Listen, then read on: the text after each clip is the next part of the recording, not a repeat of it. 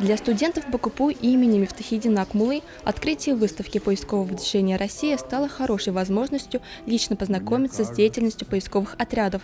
Участники поискового движения занимаются поиском непогребенных останков погибших воинов и неизвестных воинских захоронений, установлением имен погибших и пропавших без вести, а также торжественным захоронением останков павших воинов.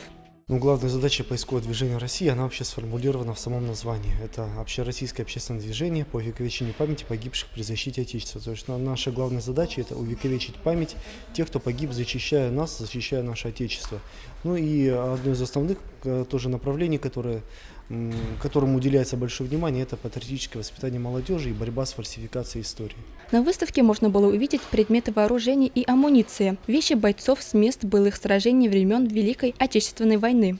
Здесь небольшая подборка экспонатов, собранных практически со всей России, то есть от Крыма на юге до Карелии на севере.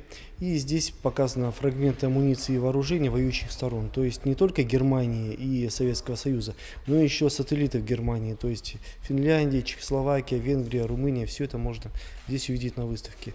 В том числе здесь еще и показаны вещи, которые, скажем так, поставлялись европейцами, допустим, французские предметы, норвежские предметы. Вроде бы страны не воевали на стороне Германии, но снабжение все-таки шло. То есть вот на этой выставке даже можно увидеть, что Великая Отечественная, в принципе, шла со всей Европой. Движение сохраняет и приумножает память о Великой Отечественной войне, ее героях, является связующим звеном между поколением ветеранов и современной молодежью. Поисковый отряд «Долг» БКПУ имени Мифтахиддина Акмуллы не только выезжает на поля сражений, но и работают в архивах, помогают родственникам узнать о судьбе своих близких, ухаживают за воинскими захоронениями, составляют книги памяти, занимаются патриотическим воспитанием. Ну, вообще, получается, я была где-то в 5 экспедициях. Первая это была Ржев, последняя это был Нижний Новгород. Вообще, в большинстве экспедиций я именно занимаюсь эксгумацией. То есть я поднимаю останки, соединяю их в скелет, то есть в большинстве случаев останки, они разбросаны по местности, они не лежат как идеальная поза человека. И нужно понять, чья это рука.